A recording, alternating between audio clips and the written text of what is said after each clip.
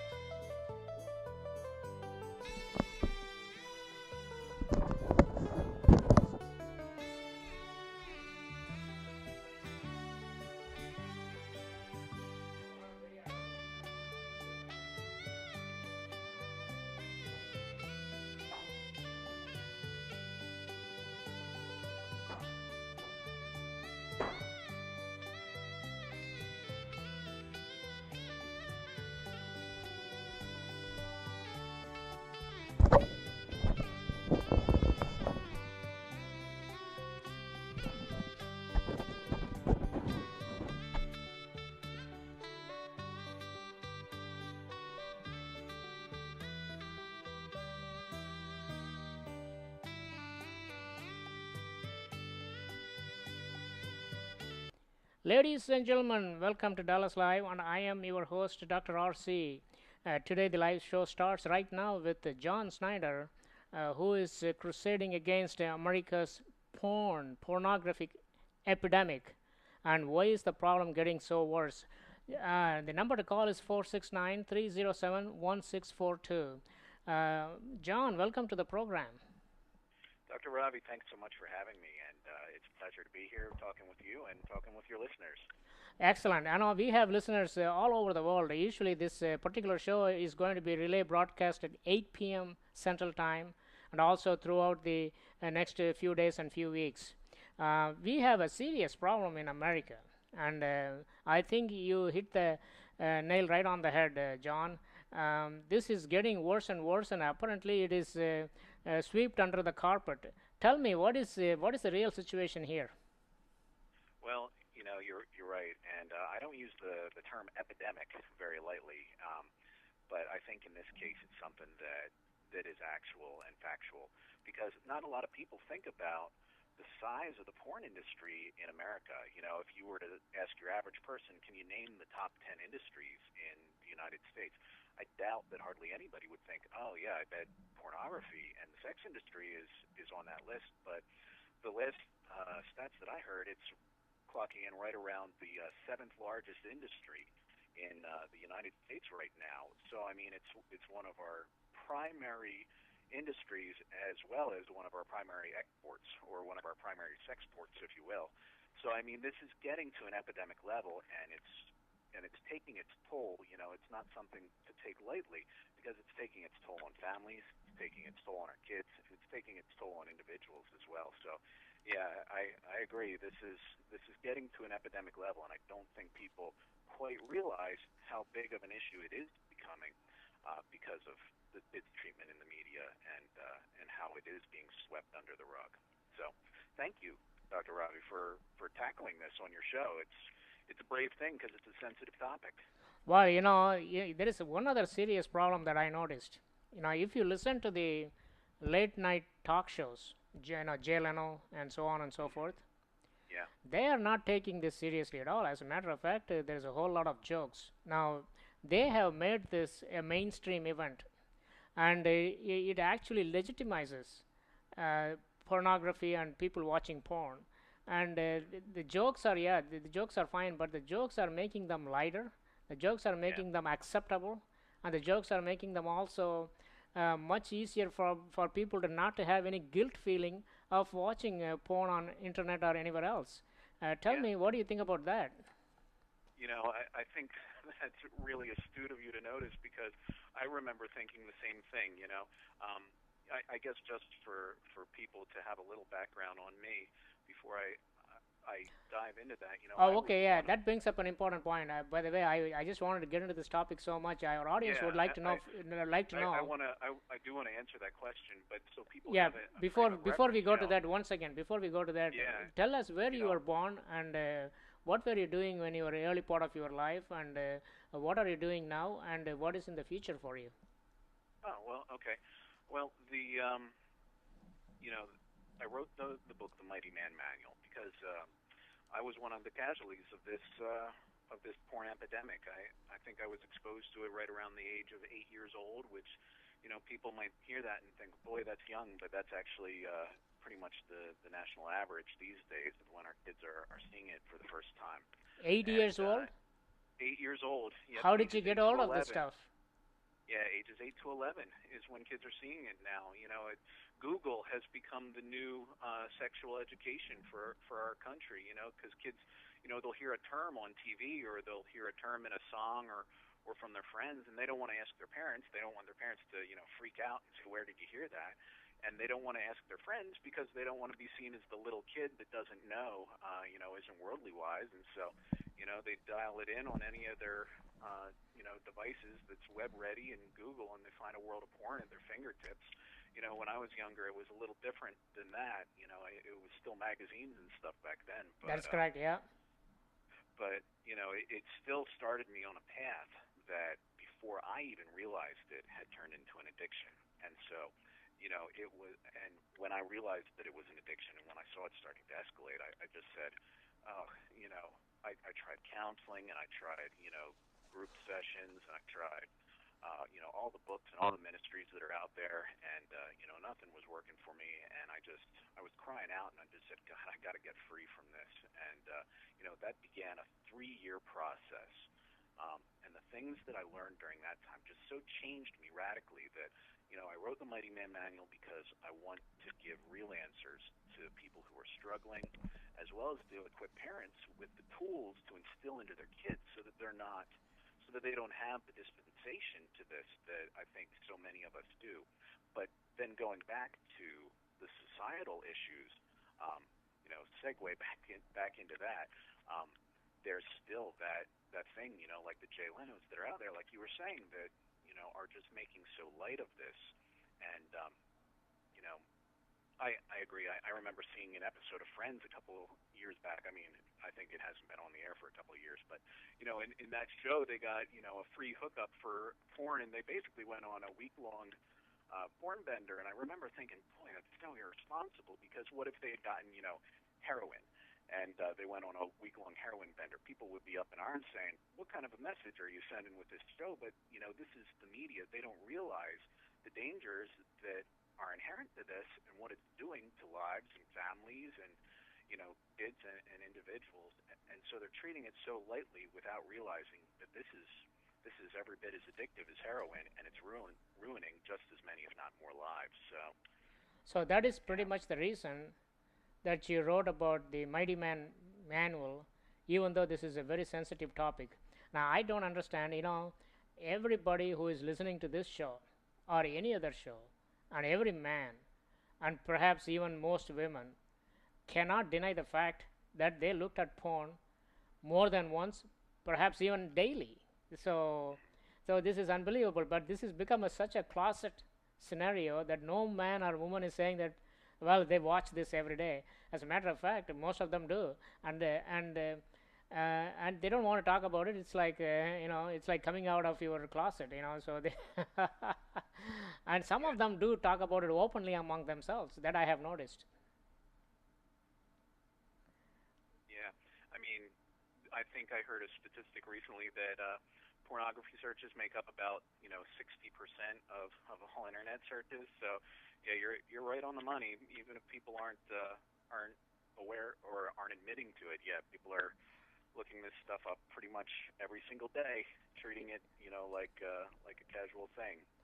Yeah, and as a matter of fact, if any of the government officials or or a person of authority, okay, comes and tells the another party that you should not look at porn, and then the party who they are talking to has to simply say, well, the one who didn't sin, cast the first stone on me. In other words, nobody can cast any stone on anybody, especially when it comes to pornography. Yeah, that's true. I think that's a really excellent point. Okay, now the dangers of pornography. A lot of men feel that pornography is an acceptable outlet for their sexual urges. For example, if a man is not in a relationship, doesn't have a wife or a girlfriend or whatever the case may be, they say, well, let me take a look at this little online excitement and get on with it. So do you disagree? I think the dangers are threefold. First, first for families, second for kids is collateral damage, but then thirdly for the individuals. Like you said, a lot of people they do feel like this is an acceptable outlet. Again, we haven't been careful. We haven't been um, realistic with the dangers. And when you start to really break down the statistics that are here, it's 318% more likely people are to have an affair if they're in a relationship, if they're looking at porn. It's just opening themselves up to a whole new world. It's a contributing factor in 68% of divorces. And that doesn't even begin to, as a counselor, I get the horror stories every single day from people that call into our ministry or they write to me and say, help.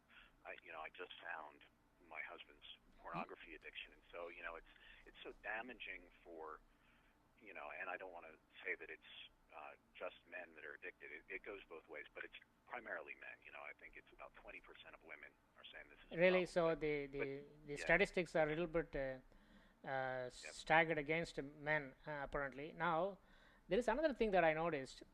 Even if you have a beautiful wife, okay, and perfectly, you know, good looking and everything else, yeah, and well disposed, and loves you, and you love her.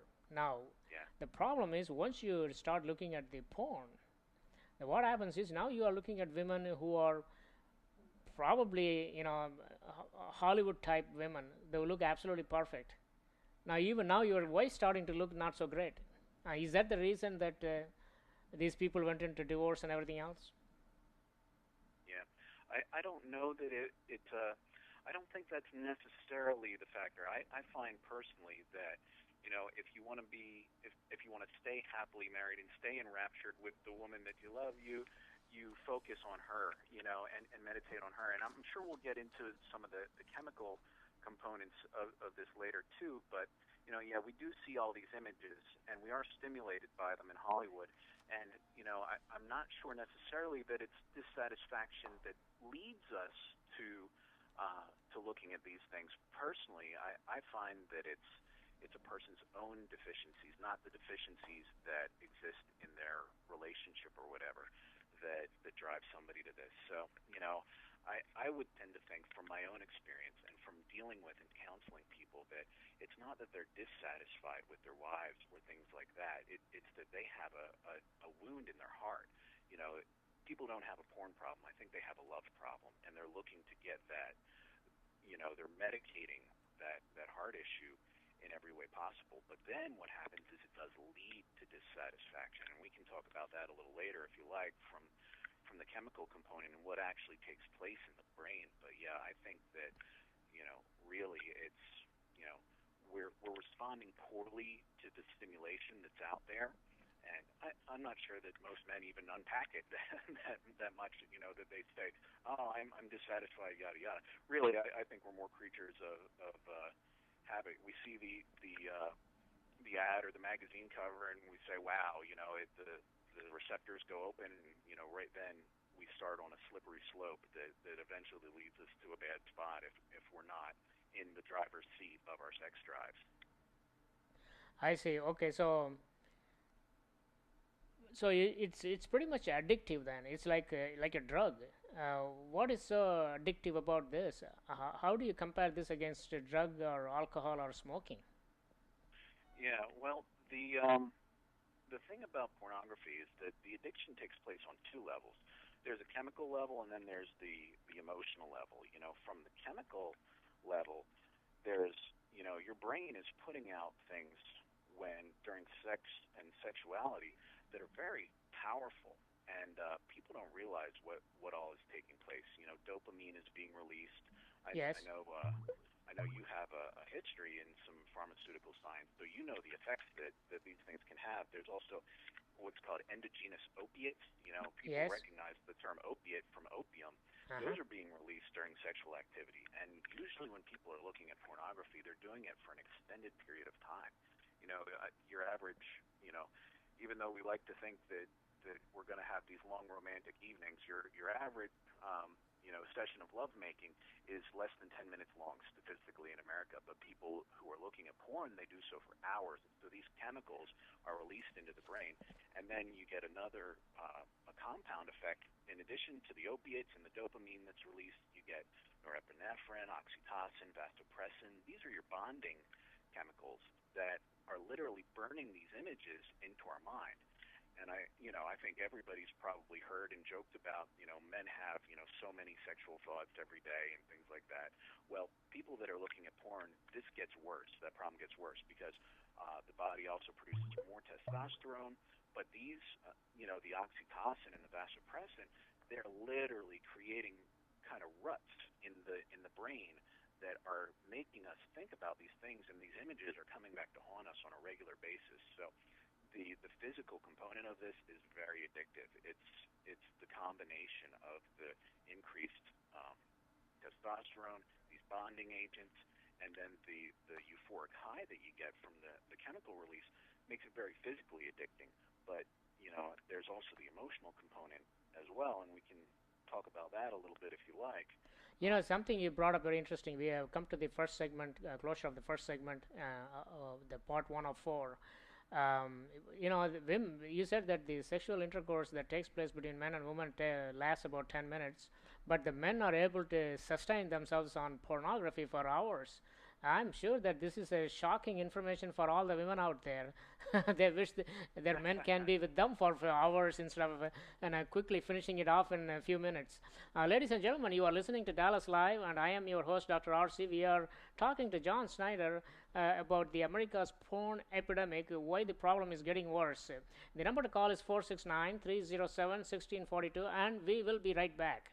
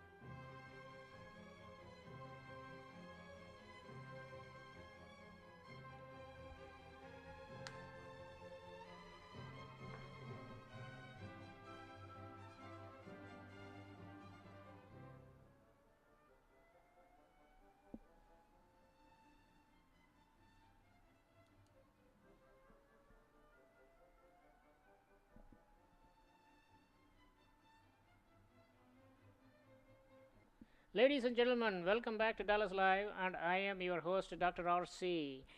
We are listening to John Snyder about the America's porn epidemic, why the problem is getting worse. The number to call is 469-307-1642. John, welcome back to the program. Thanks very much.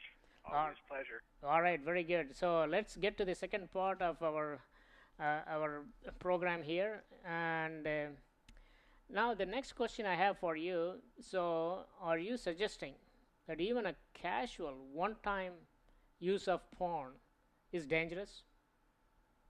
I think we need, as a general, we need to have the understanding that this is addictive. We need to understand we were talking about the chemical things, that the chemical cocktail that the brain releases during porn usage, and people need to have a healthier respect for these factors.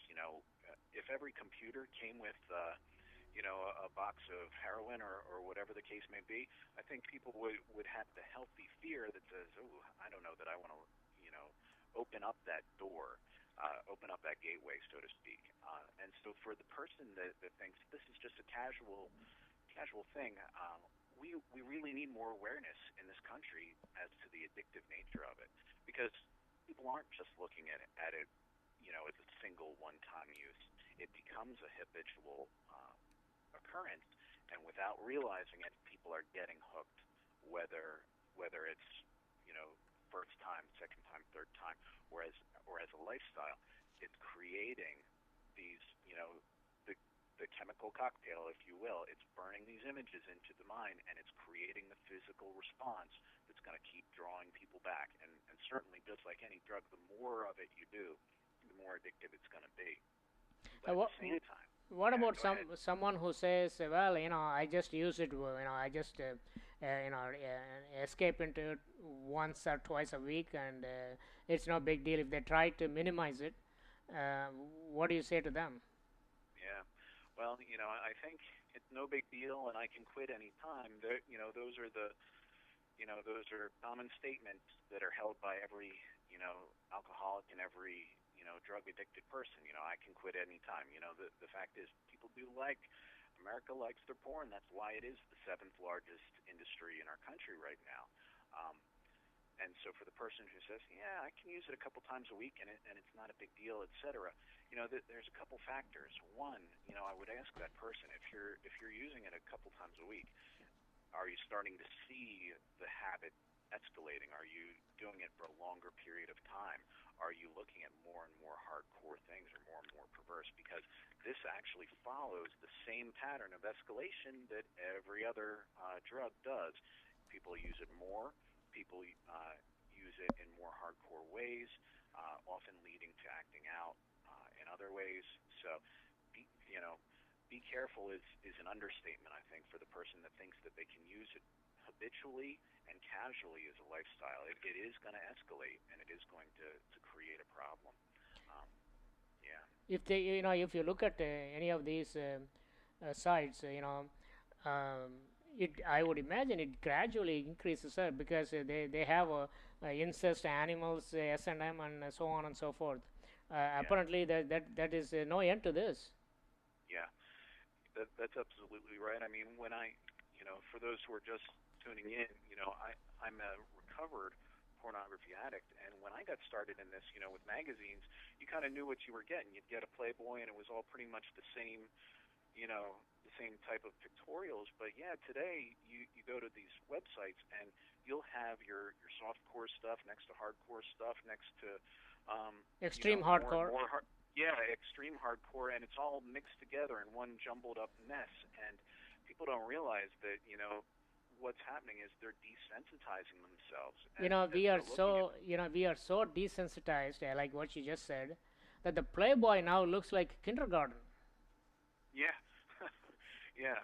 Well, I think some of the stuff that's socially acceptable now, if you go back 20, 30 years, the Maxim magazines, or whatever the case may be, the Sports Illustrateds that people consider, oh, well, they're not fully nude. Well, that is, would have been the pinup girls of, 20, 30, 40 years ago. So we're getting more and more sexualized and more desensitized to the softcore in our culture, and so we're consequently getting more and more desensitized to the hardcore as well. Apparently, And yes. The pinup girls of the yesteryears, you can probably post them in your home, and people would not even take a second look at it. yeah, yeah, that's right. People will put those around their bar and say, hey, isn't that cute? Isn't that clever? Whereas in the past, that was scandalous. And you know, and now one of the other problems with the pinup girls, so to speak, or the porn stars of our day, that's also leading to the escalation of this. Let's say that somebody has this one person that they're following. It's very common now. In fact, it's the norm for that one person to not just do the solo acts or not just do the hardcore acts, but to to go into this downward spiral of more and more hardcore. And so, if the person is following this star, they get the new release by her, and suddenly they're exposing themselves to something that's maybe more hardcore, more violent. All porn, I believe personally, is violent on some levels, and I believe that it's all degrading on some level. But I mean, some of the stuff that's going on now is so shockingly horrible that it's not even polite to mention, You know, to your listener audience. yeah, as a parent, I cannot imagine any of this Yep. happening to any of my child. Uh, You know, and yeah, and with Google and things like that, I speak at a lot of middle schools and things like that, and so when I have spoken, I'll often find out, hey, how many of you kids have ever Googled something, and it's virtually 100%. Again, they're 100%, huh? gonna it's virtually 100%. Yeah, You know, and you are scaring me, John. My son is 11 years old. Now he has a computer. yeah, So what I do is periodically I go in there, sneak up behind him, yeah, okay, to see what he is doing. And I yep, haven't caught him on anything unusual so far. I thank God that he hasn't done anything. And yeah, my mother, his grandmother, okay, he sits in her room because the computer is there because he doesn't have a computer and he uses hers. And she is sitting there all the time watching him what he is doing. Of course, she is hard of hearing, so she has to walk out there and take a look at the screen as to what he is getting himself exposed to. yeah, That is pretty amazing because you said we going back to the age. You said that it starts pretty early, isn't it?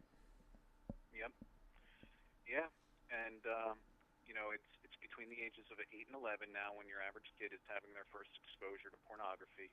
And I hear the horror stories, but part of the problem too is that every single device, and I don't think most parents realize. I think a lot of parents are conscientious, just like you, to check their internet history and things like that. But kids can access it on their phones. They can access it on their video game systems. They can access it on our Wi-Fi Blu-ray players.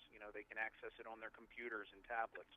Kids at schools, you hear about this far more frequently than you'd like to, but I just heard in the news, the kids were, they'll Google how to get around their school's filter.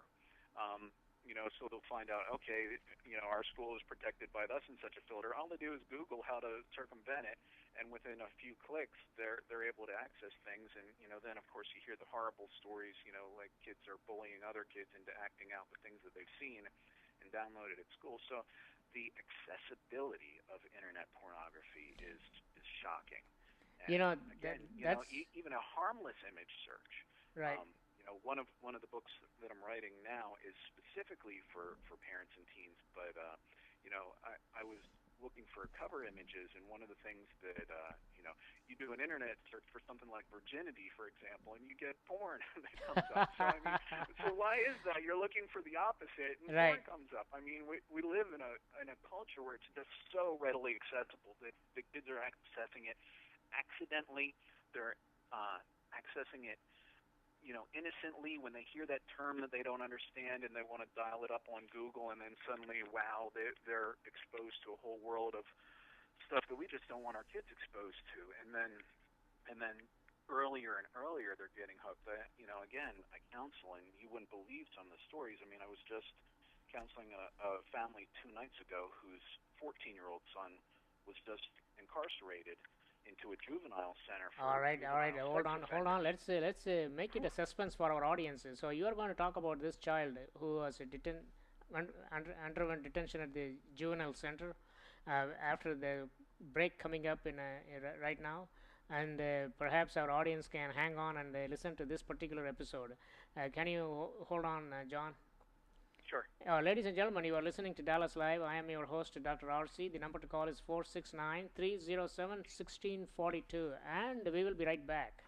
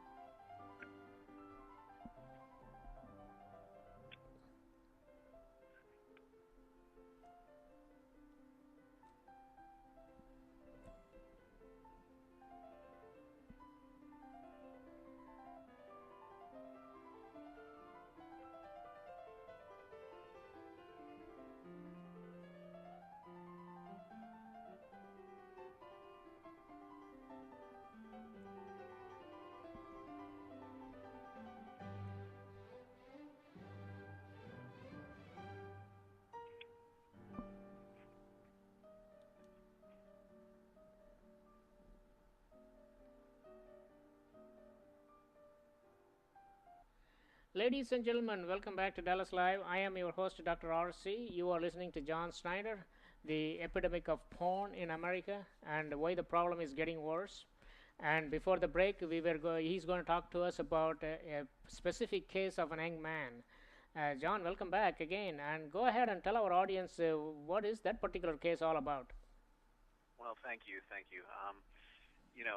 I was just saying before the break that people don't realize what this is doing to the kids in our country, and just how accessible it is on every front now. And we were talking specifically. I was just counseling with a family a couple nights back, and their son, he got hooked on pornography when he was 11 years old. He's now 14 and was just thrown into a home for juvenile sex offenders.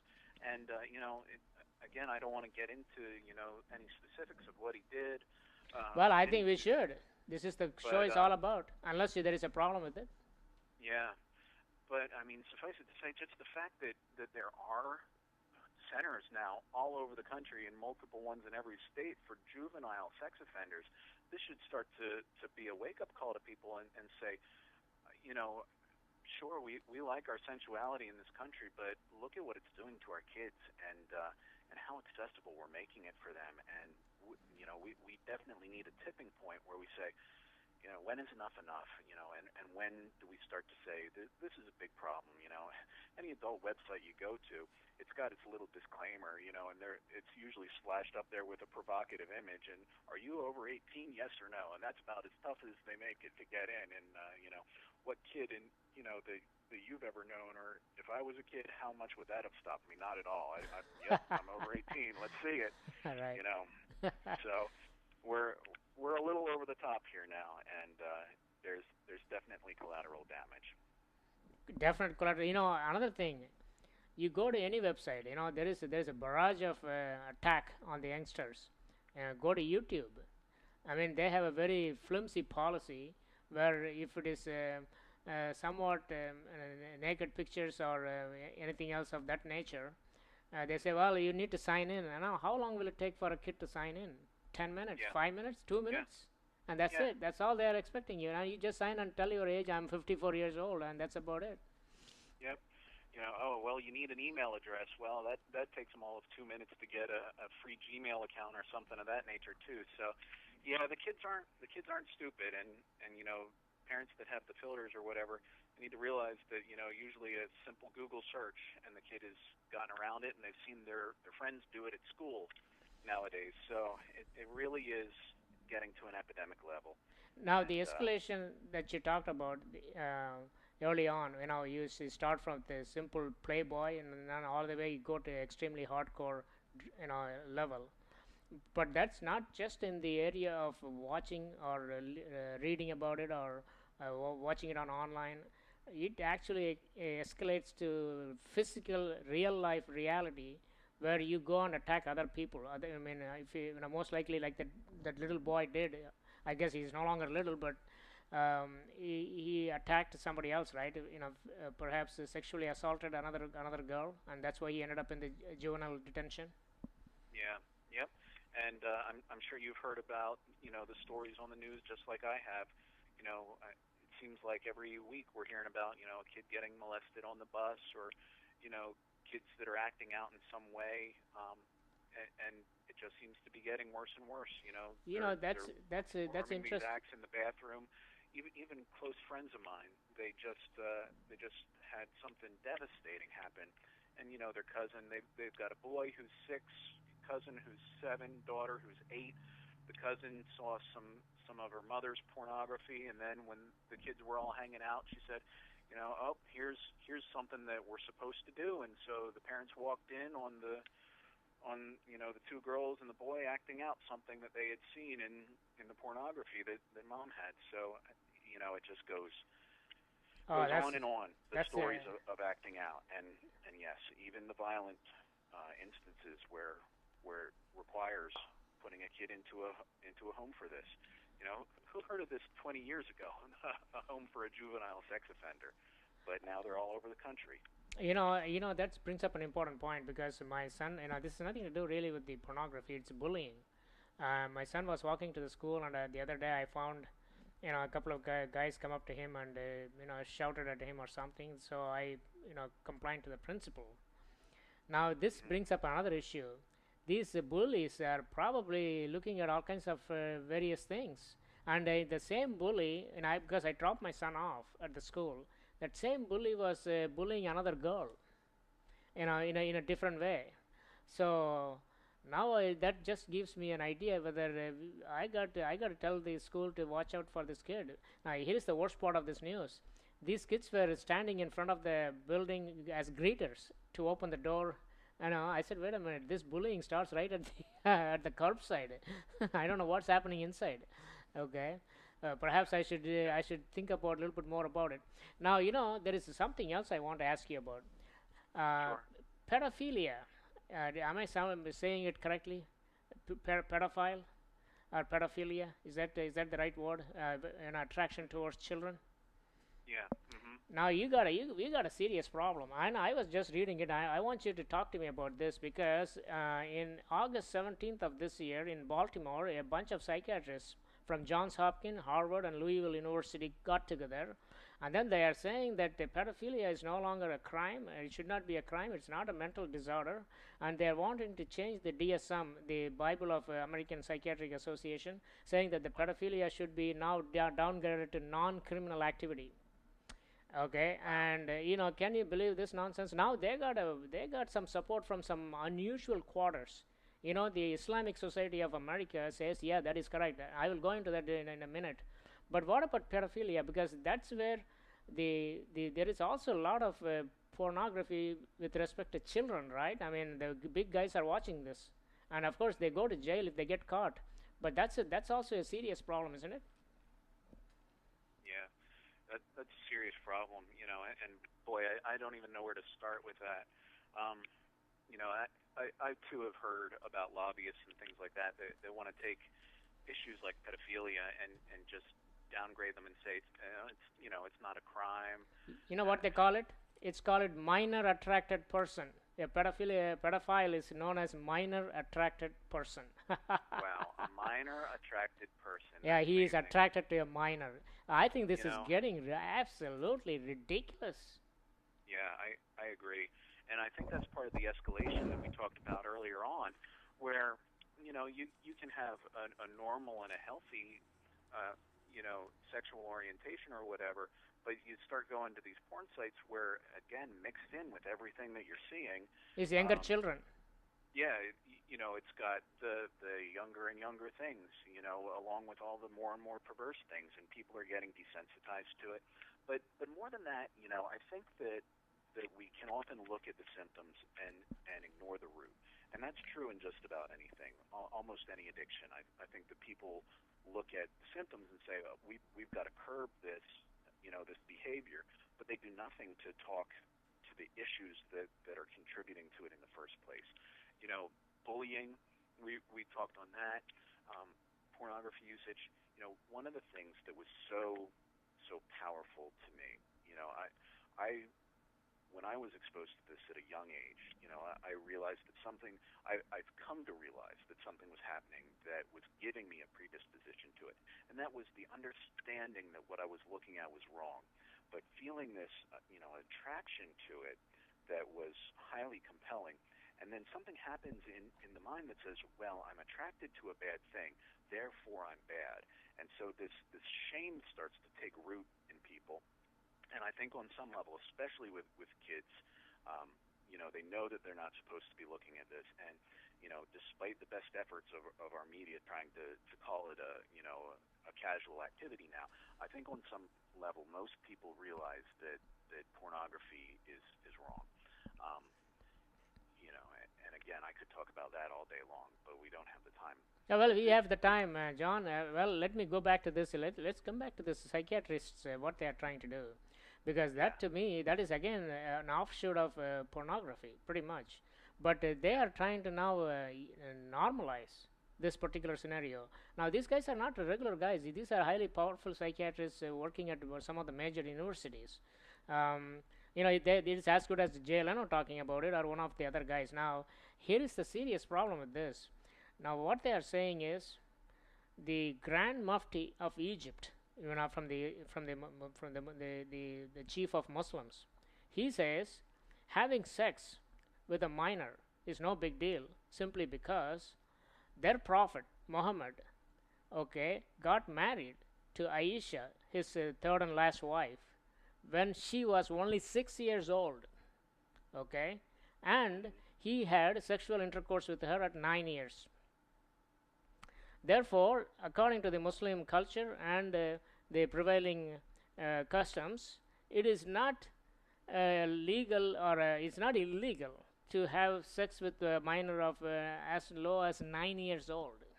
Now, the Islamic Society of America is saying simply that the psychiatrists over there coming from Harvard, Johns Hopkins, and Louisville University are correct, and we support them. What is your opinion on this? Yeah. Well, I think that we do tend to do a disservice to to people's development in our country. You know, we've slapped 18 years old as the age when somebody is an adult, and anything other than that gets a little bit crazy. You know, again, I've counseled people. One gentleman in particular, where he started dating his girlfriend when he was in, I believe, 11th grade. She was in ninth grade, and they continued to date all throughout high school. He graduated from high school, was still dating her. They were sexually active, and when they broke up, she got very, very offended at the breakup, and then they managed to incarcerate him for statutory rape, which I think is interesting because now he was a legal adult and she was, 3 years younger than him, a legal minor. You know, there's, I think we Well, need to look at. maybe maybe he deserves it. I do not know. I don't know how to how to make a pass a judgment on this. What is your opinion on it that they incarcerated him with statutory Yeah. rape? Well, I think that when we look at something like that, we just say, yeah, I don't know. I think we've kind of lost our mind a little bit when we try to delineate something. A lot of guys, I think, are visually oriented, and so Correct. you I can look agree. at it. And so a 16-year-old girl that's fully developed and looks like a woman to a guy who doesn't know how old she is, then but then you find out she's 16 and somebody wants to slap a label of a pedophile on him. Well, okay, in a case like that, she looks like a woman, and so that I don't think that's what we're talking about. The reality is when does a person hit sexual maturity? I think that in a 13, case maybe for like 12, 13. yeah, exactly. Usually it's Yeah, 12, but you see, 13. sexual It, maturity is one thing, but the emotional maturity is completely different. They yeah, may not be. that's true. Some people, my family members accuse me that I haven't reached my emotional maturity yet. Yeah. That's the truth. And I was actually going to be coming around to that. So people are quick to slap these labels on, but there's a developmental process that needs to take place in somebody. And I think that we need to be aware of that. And the laws are in place for that reason.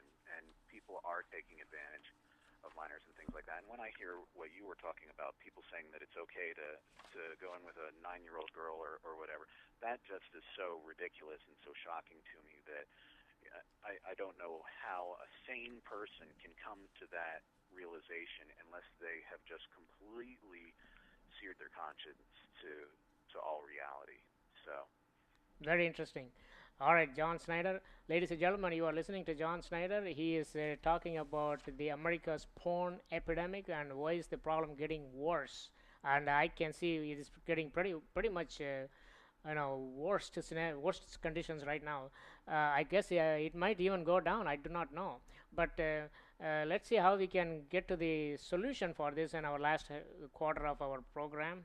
The number to call is 469-307-1642, and we will be right back.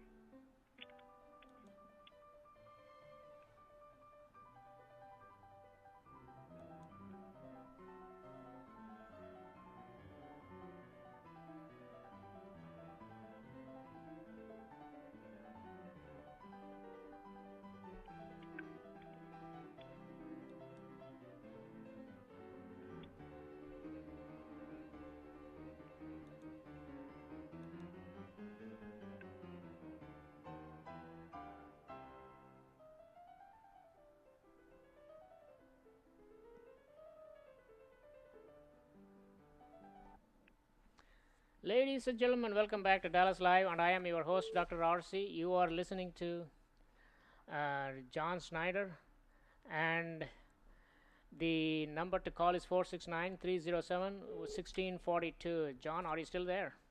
I'm still here, thanks. All right, very good. Let's see whether we have a caller coming in. Let's find out what kind of call we have. Just hold on. This is Dr. RC. You are on Dallas Live. Hello. Yes, sir. Yes, ma'am. Go ahead. What do you have? Hi, this is Cheryl at DHL. Oh, Cheryl. Okay, I'm sorry. I'm on the radio talk show right now. I thought there is a caller coming in on this. Can you call me back in 10 minutes? Certainly, I'll do that. Thank you. Bye. All right. John, are you still there?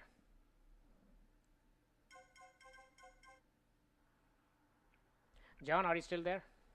I sure am. Yeah, well, ladies and gentlemen, apparently somebody got hold of this number from DHL, and they were calling me to get some information. So, all right. So, well, John, it's not the call for us, huh?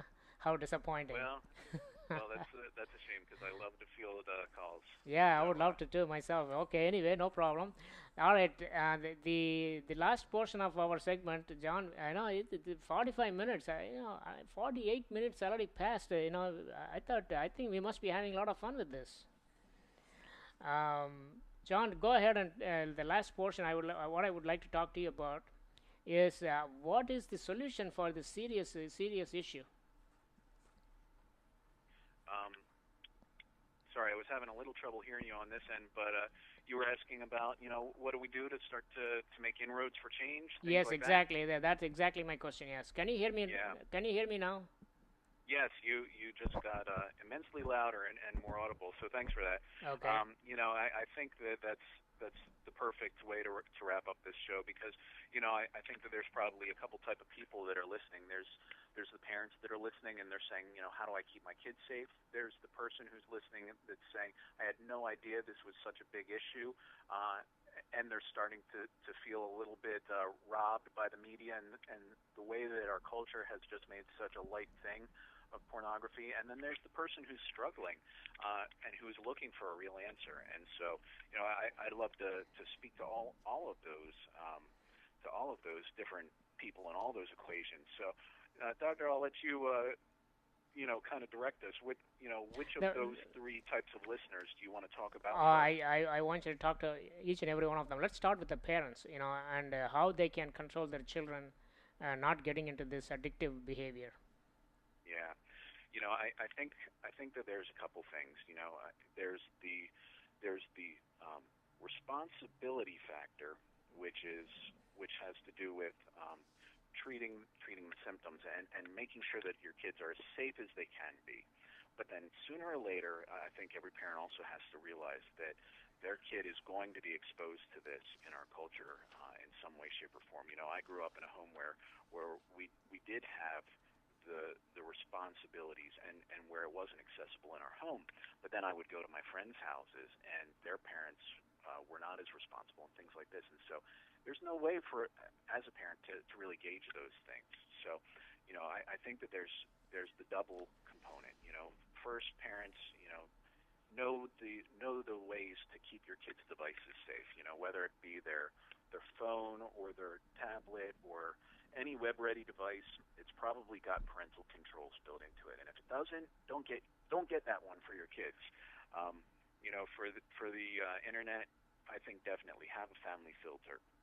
And there are even programs that'll record every user in the family's internet activity, and so you can review that as a family and things like that. And so knowing that those things are in place are great. Knowing how to keep your Blu-ray player from being able to access the internet freely, and knowing how to set the parental controls on the Xbox and all the video game systems. That's all parental responsibility. But then, do you have anything to add to that before I talk about, the next phase? Go ahead and talk to the next phase. Yes. So, the next phase then is how do you raise a child who is going to be the exception to the norm today? And, Yeah, that's a very good point. How do I raise I have the same problem that I am facing right now. So let's talk about it.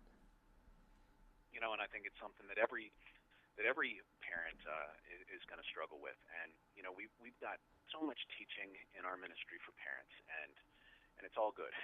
Check out mightymanministries.com for more, because there's more than we can cover for now. But there's I'm one thing just in showing to particular. I have this the first page of your John Snyder's Mighty Man Press Kit and Ministries manual, the victory and freedom over lust, pornography, and sexual addiction.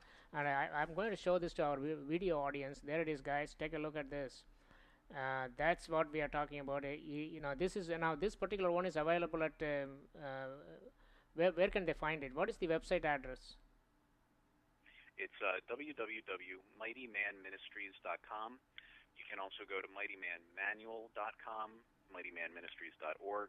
So pretty much however you key it in, it's going to get you there. So you can search for Mighty Man Ministries also on Google. And yeah, that's how I searched, and it came out pretty good, actually. Yeah. Now let's go ahead and show a picture of you to our audience, because it's also right there. Here he looks a good-looking man here, and there it is. All right. Okay, go ahead. So that I think the first thing that I would want to touch on for parents is, without realizing it, a lot of parents are actually in their efforts to curb sexual behavior, they're actually putting the things in the kid's heart that are giving them a predisposition to sexual behavior. And I started touching on one of them a little bit earlier, and that's shame. When a child realizes that they're not supposed to be attracted to something, and they realize that it's wrong, and yet they feel that draw, that compulsion to it. It creates a lot of confusion for the child that's sexually developing, who's hitting that pubescent stage. They've already got so many other questions, and what winds up happening is they get a shame-based sexual identity that says, my sexuality is bad because I'm attracted to things that I shouldn't be attracted to.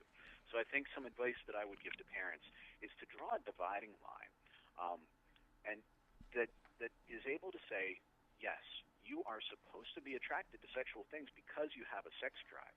But just because you're attracted to something sexual doesn't mean you have to gratify every single whim and fancy that you have. And so parents need to train their kids so that they can feel good about their sexuality, so that they can say, okay, I have a sex drive. It is a driving force, make no mistake about it, but I also can control the choices and decisions I make. What happens usually, though, is when parents, one, they hate when their kid starts to develop, for one, because they think about all of their adolescent struggles. But two, it scares the pants off of us as parents, when our kid starts to ask questions and things like this, or when they start to look at things that we don't want them looking at. And usually what happens with a parent is they say, don't look at that, that's bad, that's horrible, that's, perverted, how dare you look at something like that. And what you're actually doing, in a scenario like that, where yes, you want to set boundaries for your kids, what they can and can't look at and watch. But when a parent goes into control mode like that, without reinforcing the healthy aspects of their kid's sexuality, what happens is the baby goes out with the bathwater, and the kid develops shame about their sexuality. And if they feel like it's dirty, it's going to get dirtier. If they don't have a value for their sexuality, it's going to be something cheap to them. And so parents can, and again, this is one of so many different teachings that we have, for parents. And so we can't get into all of them, but I think this is one of the biggest ones, and one that's so eye-opening when people really get a hold of it. And we've got a whole different thing, and this is going to teach kids to be normal too, that they don't have to feel like they're a slave to their sexuality. They don't have to live in fear of the next temptation or things like that. Right. So empowering your kids to say, you're normal, you're healthy, you've got a great sex drive, you're going to, enjoy it in the proper way, without saying your sex drive is bad, you shouldn't be attracted to these things. The reality is if you've got a sex drive, and all humans do, you should be attracted to sexual things. And there is where the delineation line stops, and where you can empower your kids, or where you can start to give them this shame-based mentality. So, that's one of many things, and I know we'll probably need to move on and talk about, some of the other aspects too. But did you have anything else that you wanted to ask before we move on? Yeah, just let's get on with the next one. What do we have? How do we? Is there any way we can control this by legislation? Because apparently America is a free speech country, and apparently it's going to be almost impossible to stop these porn sites and magazines. Is that correct? Yeah. I think we can be responsible without taking away freedom. You know, and maybe even to a certain extent, there should be restrictions on things. The idea that that something is consensual when it's highly perverse. I'm not sure. I guess I won't inject my personal feelings and opinions into that. But I think at the very least, we need to have more awareness out there because of the dangers and because of the damages. I think people need to wake up and when they see those, the Jay Leno's and the episodes of your favorite sitcom where they're just treating it like a casual thing, I think people need to get a little bit riled up and say, you know what, there are kids that are on the Watching. receiving end of that um, casual pastime that we've created this, and kids don't have the ability to process it, on the same level as an adult. They haven't solidified and codified those things. So, kids really are on the receiving end of the dangers here. But, the addiction factor too. Men are getting addicted, and depending on the circles that you are moving in, it's 70% to 90% of men that are saying, this is a struggle for me not to look at this. When you're looking at those kind of percentages, you got to say, we need some more social responsibility. I mean, we all grew up with this is your brain on drugs, and some of the awareness campaigns that were generated for drugs and for marijuana, and just all kinds of things like that. I think we need to start to have some awareness built into our culture on these things, and I think the media and entertainment industry needs to also take a step back and say, you know what, the collateral damage is more than we are willing to tolerate if we continue down this road where we're just preaching to people that this is okay, this is casual, this is fun, and this isn't hurting anybody. It is hurting people. So I think people need to get a little more riled up over it, and we need to realize the dangers that are going. So thank you for this show and for taking this on to create that awareness with your audience and listener base. Absolutely, yes. No problem there. All right, so we are really coming to the conclusion. Is there any final words or final parting thoughts from your end, John? Yeah, for the one other, type of listener, maybe the person that's there who is struggling and saying, I really need some answers. I want to encourage them because I've been in your shoes and I know what it's like. And the change that's happened in me, the way that I'm able to love myself, the way I've been delivered from shame, and the things that frankly, I have to give credit to God here because it was when I fell on my knees and said, God, I need help. This is when a 3-year process started, and I took that, I put it into the Mighty Man Manual, and then created the Companion Guide, which is an 8-week freedom course. And you know what? 80% of the people that are going through our freedom course are writing back to our ministry and saying, I've found real freedom, lasting freedom. So, first we stress getting rooted in that love and getting shame out of your heart and all the things that give you the emotional capacity where you're not an addict anymore. Now you might be a person with a habit.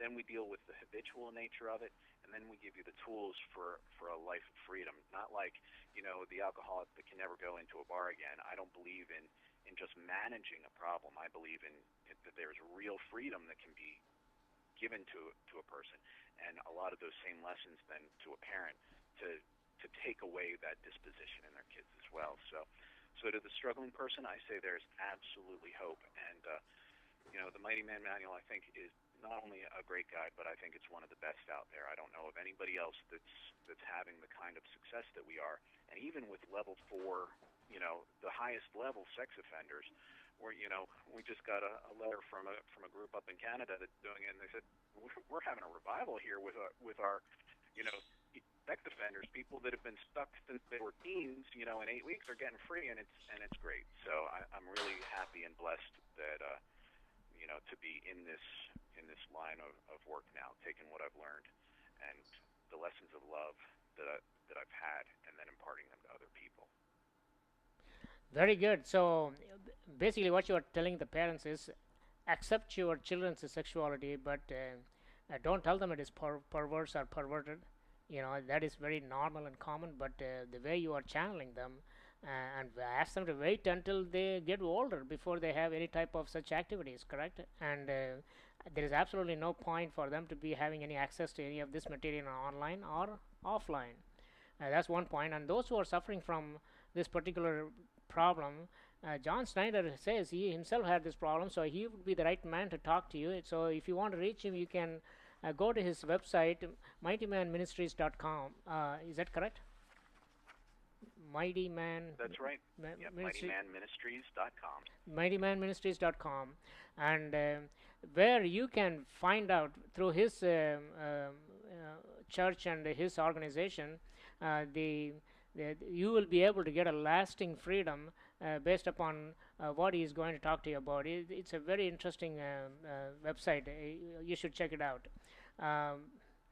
So, John, looks like we have covered some basic grounds here. I would like to have you come back here and talk to us more about it, somewhat into a much more deeper level.